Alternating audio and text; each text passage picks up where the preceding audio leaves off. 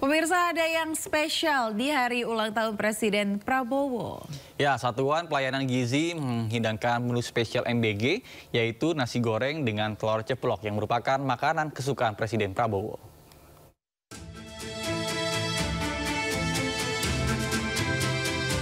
Satuan Pelayanan Gizi menghidangkan menu spesial, yaitu nasi goreng dengan telur ceplok lengkap dengan buah dan susu di 38 provinsi.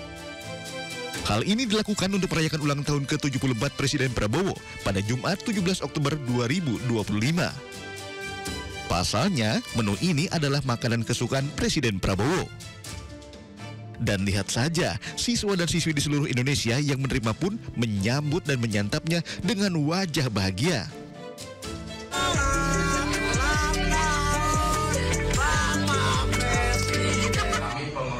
Mewakili semua murid SMP Kristen Tunas Daud Mataram mengucapkan selamat ulang tahun Pak Prabowo yang ke-74.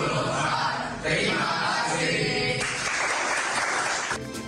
Tak lupa, mereka mengucapkan terima kasih dan selamat ulang tahun kepada Presiden Prabowo. Presiden Prabowo meminta menterinya bekerja benar jika tak ingin terkena reshuffle. Sindot Today akan segera kembali, tetaplah bersama kami. Informasi lain, pemirsa, pasca ratusan siswa keracunan usai menyantap menu makan bergizi gratis di Yogyakarta mengalami trauma. Beberapa anak mengaku trauma untuk menyantap menu makan bergizi gratis.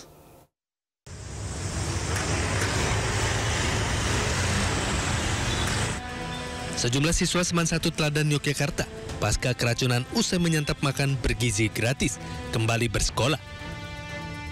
Kegiatan belajar mengajar di sekolah tetap berlangsung normal meski sebanyak 426 siswa dilaporkan mengalami gejala keracunan. Pasca kejadian ini, siswa mengaku trauma untuk kembali menyantap menu MBG. Kemarin mengaku trauma nggak Pak yang mengalami gejala keracunan itu Pak? Oh ya, kemarin makanya pada hari kemarin, hari Kamis itu kan terus bisa 420. Itu karena ada anak-anak yang Pak takut Pak masih trauma. Ya. Sebelumnya sebanyak 426 pelajar SMA Negeri 1 Yogyakarta mengalami sakit perut hingga diare usai menyantap menu makan bergizi gratis.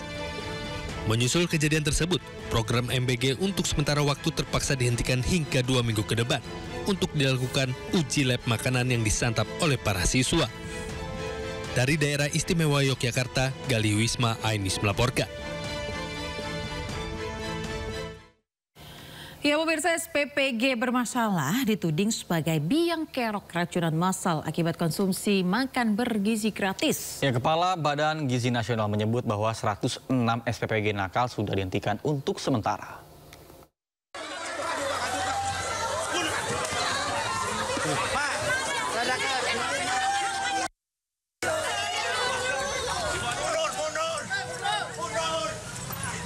Sejak diluncurkan 6 Januari lalu, program makan bergizi gratis masih berkubang dalam masalah yang sama, yakni kasus keracunan. Jaringan Pemantau Pendidikan Indonesia mencatat korban keracunan MBG mencapai 11.566 orang. Terbaru terjadi di SMA 1 Yogyakarta, 491 siswa mengalami keracunan. Wali Kota Yogyakarta, Hasto Wardoyo langsung menghentikan sementara SPPG Wiro Brajan sebagai penyuplai MBG. Satuan Pelayanan Pemenuhan Gizi atau SPPG selama ini dituding menjadi biang kerok penyebab keracunan massal.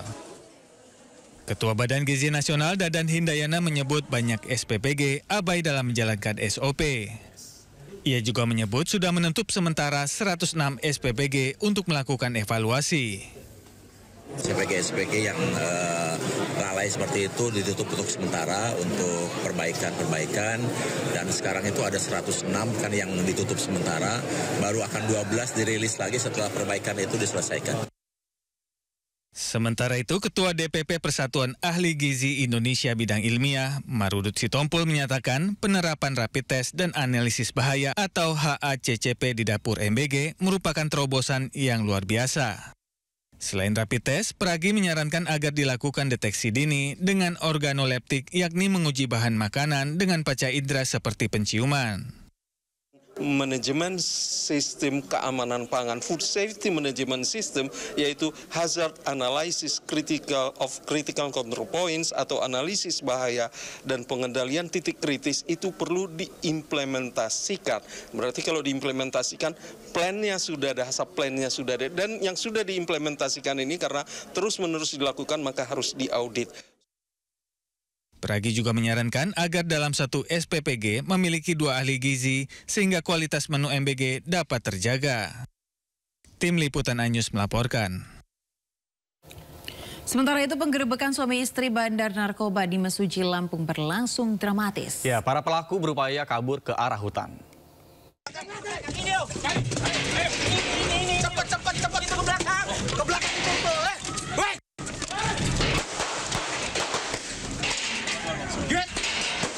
Detik-detik penggerebekan bandar narkoba yang berada di Dusun Talang Gunung, Kabupaten Mesuji, Lampung berlangsung dramatis.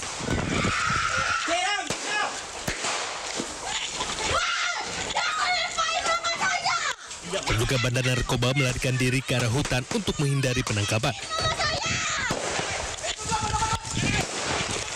Polisi terpaksa mengeluarkan tembakan peringatan ke udara untuk menghentikan upaya pelarian pelaku.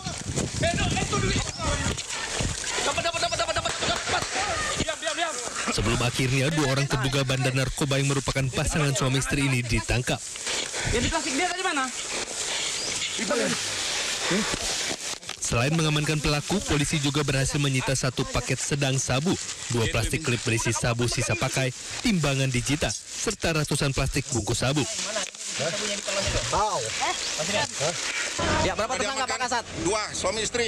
Mantap. Barang buktinya Pak Kasat? Barang bukti yang diamankan sabu sudah di dalam. Kemudian untuk senjata tadi ada senjata Pak Kasat? Senjata tidak kita ketemukan karena para pelaku tadi melarikan diri. Tadi dia lari.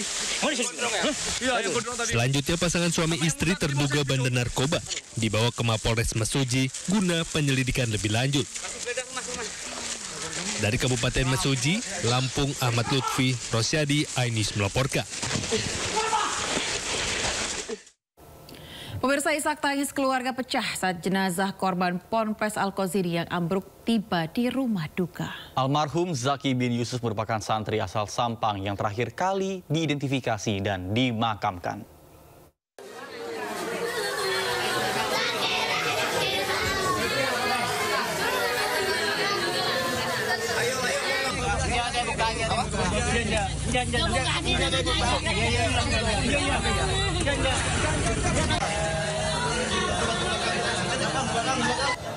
Keluarga histeris saat jenazah Zaki bin Yusuf tiba di rumah duka di Sampang, Jawa Timur.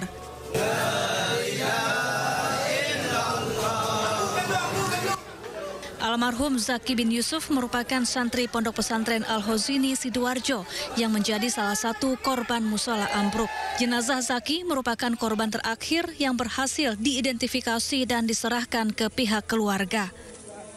Usai sholat jenazah dan doa bersama, petugas bersama warga mengangkat peti jenazah dan mengantarkannya ke pemakaman di dekat rumah duka. Sekarang adalah hari terakhir pengiriman korban jenazah akibat runtuhnya mushola Pondok Pesantren Al-Qasini Buduran Sidoarjo. Sekarang pengiriman terakhir untuk Kabupaten Sampang, yaitu jenazah yang ke-10 untuk Kabupaten Sampang, dan juga merupakan pengiriman terakhir. Jadi tidak ada sisa jenazah di Rumah Sakit Bayangkara Surabaya. Total ada 10 santri asal Sampang yang menjadi korban mushola ambruk Ponpes Al-Qasini Sidoarjo. Sementara itu, total ada 67 kantong jenazah yang diserahkan ke tim forensik dari reruntuhan bangunan. Dari Sampang, Jawa Timur, Fatur Rahman, iNews melaporkan. Pemirsa, setelah hampir 3 pekan ditutup akibat tragedi robohnya gedung Ponpes Al-Qasini di Buduran Sidoarjo, Jawa Timur, kini kembali buka untuk proses belajar mengajar santri. Ya, sejumlah santri dari sejumlah daerah pun mulai kembali berdatangan.